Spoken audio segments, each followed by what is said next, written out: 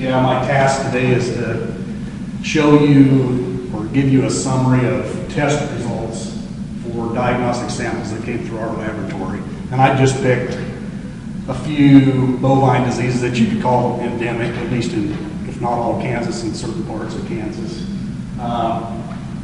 This basically is a passive surveillance data. I mean, these samples are sent in for reasons other than surveillance. There are a few herds in the state that do surveil for certain diseases, but most of our samples are coming in to either validate a diagnosis or establish the prevalence level of a herd or exports, some of those kind of things. So that's basically what this information is derived from, the data. I'll show you a lot of Kansas maps. And what it does show you is where these organisms are. What we can't do is tell you where they're not. And so when we go through these, there's some reasons why the patterns or the trends might be explained. And what we're seeing on the map might be real over the years. And particularly I'm talking about trick because it's a disease that has to be reported to the state veterinarian. So those trends might be real. Some other reasons or explanations might be veterinarian test focus. We know, and you all know this, that some veterinarians use diagnostic tests more than others. Some veterinarians concentrate on certain diseases more than others, so that might explain the trends. Testing laboratory use. Yeah, KSVDL is the only accredited laboratory in Kansas, but all the surrounding states are accredited, and for some of these diseases, you all know this, some of these tests are done sheet side or are completed in clinic. So some of these trends might be explained by where the testing samples are actually going. And then producer education programs, I can certainly say that for what we saw, the trend or the pattern change for anaplasmosis, a lot of that was because we were out there talking to producers about anaplasmosis. More of them became aware of the disease. Therefore, the more testing we did, the more that we found. So that's another explanation. And then for being in the diagnostic lab, our test counts are a lot driven on the health of the cow-calf industry. And if we follow our test counts, as the value of the mama cow and the heifer and the calf is high, or expected to be high, we see a lot more diagnostics done, right? Producers are going to spend money for diagnostics versus when the market is real low, we're going to see a lot less testing going on. So, and you guys could probably think of other explanations, but those are the ones that I came up with that might explain what we see on some of these maps. So I'm going to start with trichomoniasis. At the beginning I said these are samples that came through our laboratory. That's not true for trick because it is a portable disease. So even if the sample went to another accredited laboratory, that laboratory by law has to notify KDAH and say that we've got a positive herd in this part of Kansas. So we think that happens most of the time. We know there's a couple times where it didn't. But this is 2002. The blue counties are where at least one herd was found positive, either through bulls or cows. And these are the counties where these herds are pastured, not necessarily where the owner's home place is. So these are the positive counties in 2012, 2013 are the red, and the end of 2013 is when the Kansas state regulations came into effect for Kansas. So you see this part of Kansas 2 years in a row. 2014, again, kind of a hotbed, a little different pattern for other areas of the state. 2015, and then in 2016, they don't show up very good, but there was Ellis and Harvey County each had one herd that was positive. And like Matt said, they travel a lot around and talk to producers.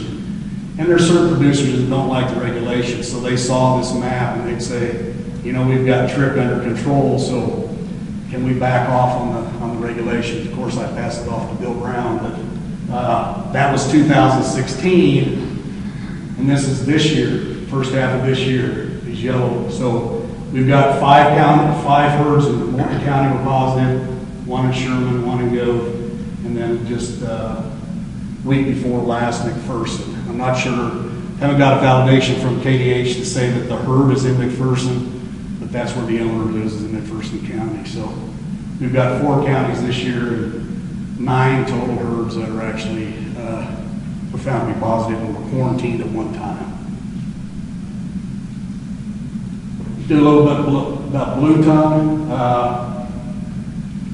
Kind of a messy state map, but basically every square on here is a different year. We started doing these kind of things in 2011 when I took over this position. We actually started looking at the data in 2010. So primarily we're going to be concentrating, you and I, on 2016 and 17. So just concentrate on the yellow and the red square. So this is blue tongue. And for positive, and this is whether it's a single test that came in or whether it was a group of samples that came in. So just as a heads up on this. What I did here is that because I get a lot of calls when people just test groups of animals, they always question the percentage of animals that are actually found positive in that submission. So I made this graph, and there's several of these like this, but the horizontal graph here is the percentage of animals within the submission that were positive, and then this is the number of submissions for those years that were positive. And if we just concentrate on this orange one over here, 2011, about 25% of the submissions had all negative animals in that submission. Okay? The reason I bring this up is if we look over here, these are herds with greater than 45% of the animals in a submission were positive for blue tongue. And it's not a big deal other than for herds that want to export.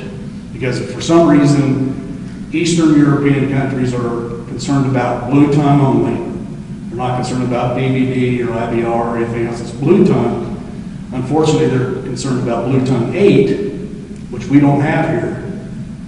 So our test looks for multiple serotypes that we do, and if they're positive on our test, then they can't go overseas.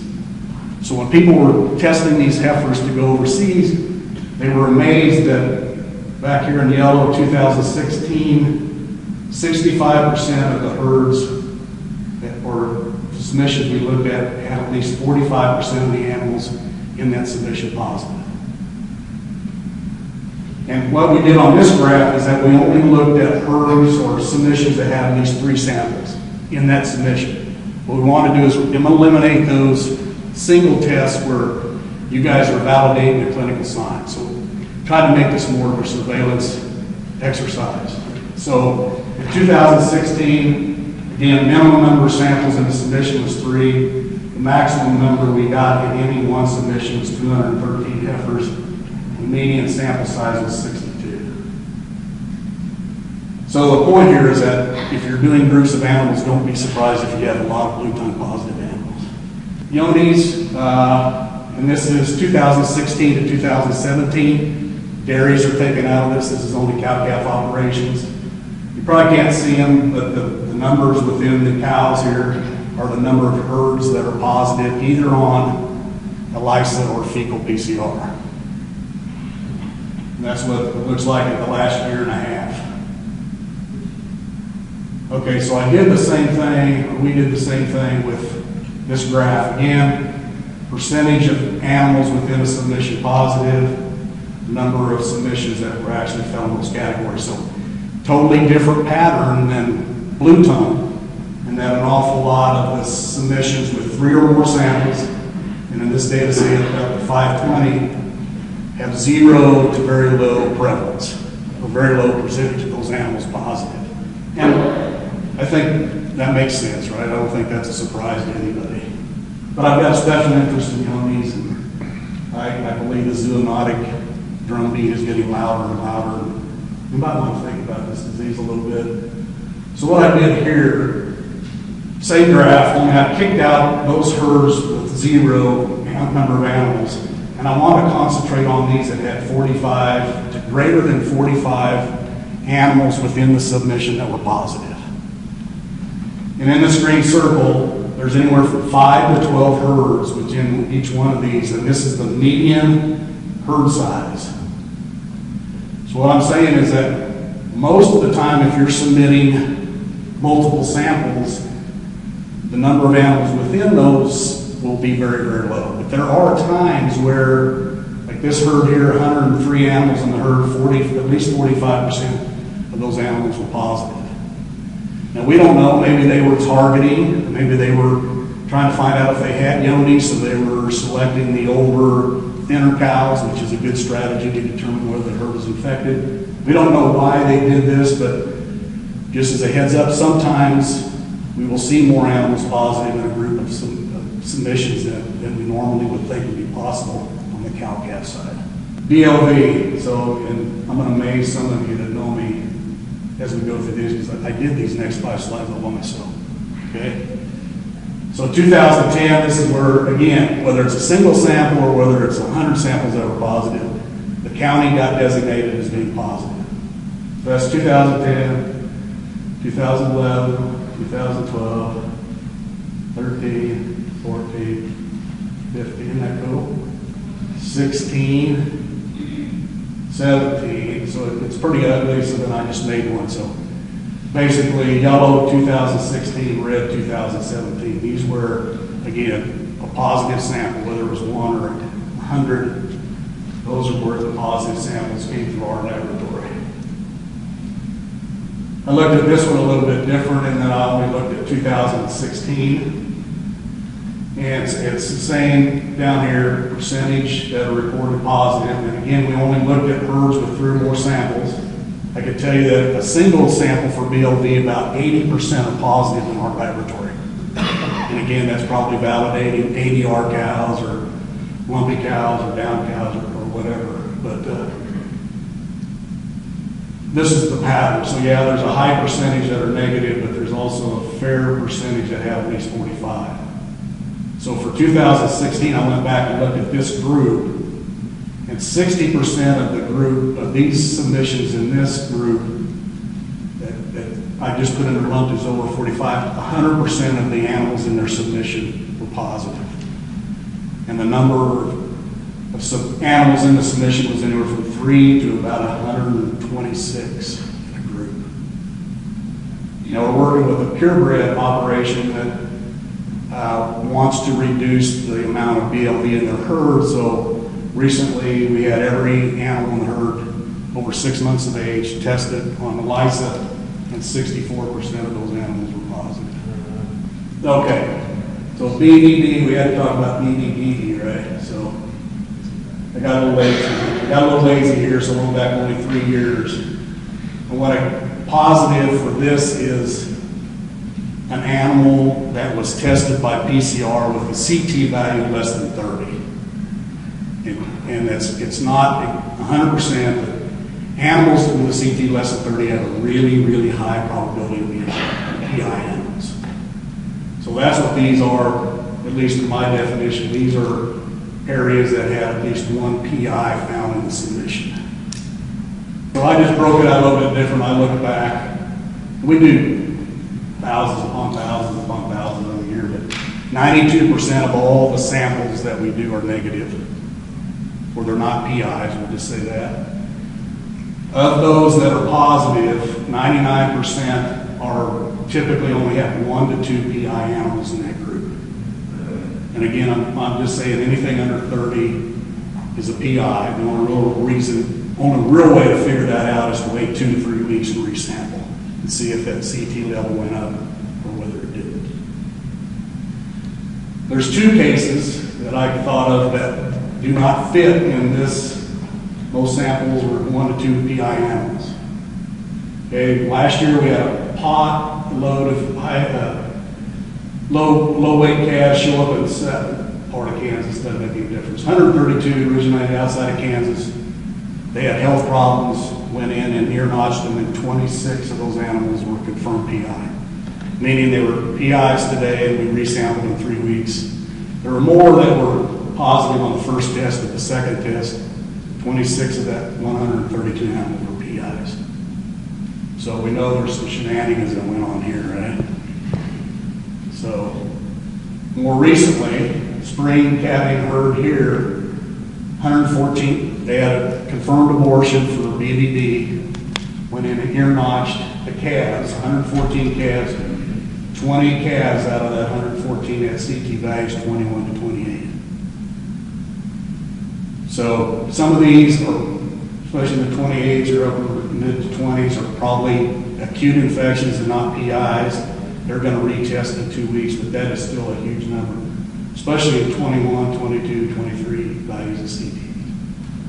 The only other time that we see multiple animals that are positive and look like PIs, and we've looked at the snap test and the angiocapture lice and all the rest, is when whoever's taking the sample is not disinfecting the ear notch between animals. These PIs have a huge amount of viral load, so it's really easy to cross-contaminate. And for some of these cases, we had shoot ordered, so we could say, here's a true PI, and look at the next 10 that went through a notch, they look like they're positive too, but they ended up being negative.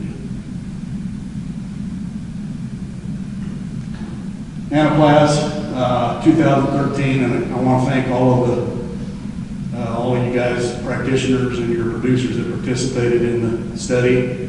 I know there's a lot of frustration. Believe me, you don't have any more than I do that we don't have results back. We kept enrollment open about 2 months longer so that we could capture more herds. We thought it was important that we'd send out the test to an independent laboratory, so we sent them almost 9,000 samples. We keep pounding on, pounding on. I've made some enemies, but I'm hoping they're only short-term enemies with these people. But they have promised us that they will have results by the end of June. And what we've asked them to do is to just give us the results as they do them, because they can't do 9,000 samples in a day. So as soon as we hear results, we'll be passing them on to all of you. Okay? We do appreciate it. In fact, we're going to do a similar thing with Yonis this year. We're going to do a complete state Yonis prevalence study, just like we did with anaplasma. So the red dots are positive counties where there's at least one positive herd that was found with anaplasmosis, and again, whether it's ELISA or PCR. The Kingman veterinary down there, he didn't have any anaplasma in 2013. I didn't send any. So we changed it up a little bit, and these are same thing, but the numbers in here are the number of herds that are positive for anaplasma. So we're getting closer to Sedgwick, 10 herds in Sedgwick County, and actually anaplasma through our laboratory. The green circle, we update these maps every Monday. The green circle tells those that are following this that this changed for the last week. So the week before, Marion County had 5 herds, and then last week we found a positive. So this is for the last year and a half, as of last Monday. The last thing, and I guess we could call it endemic, and it's not really a trend, but this is rabies positives for the last year and a half, and each one of these, obviously, cat up here in Washington, positive for rabies, 2 skunks. But I put circles around bovine because typically what we hear is that cats are the #1 domestic species for rabies. And what we found in Kansas for the last, at least 3 out of the last 4 years, bovines have been the most common species diagnosed with rabies. So when you're out there doing what you do and talking to your producers, make sure that that's on your list of differentials. We had one herd a couple years ago, 4 heifers in 1 pen showed clinical signs of rabies in the course of about 10 days to 2 weeks. Pretty weird, but it did happen in a little epidemic. So. Last thing I'm going to do a little self-serving here is that if you're interested in these maps, and like I said, we update most of those maps every Monday, and there's another map that we have that shows where EIA cases are, canine lepto, Rocky Mountain spotted fever, tularemia, those kind of things. We update them every Monday. It's on our website. If you go over here to disease trends and click on it, the maps come up, and then you can enlarge them. You can follow it and look to see if you're in areas where the organisms are actually diagnosed.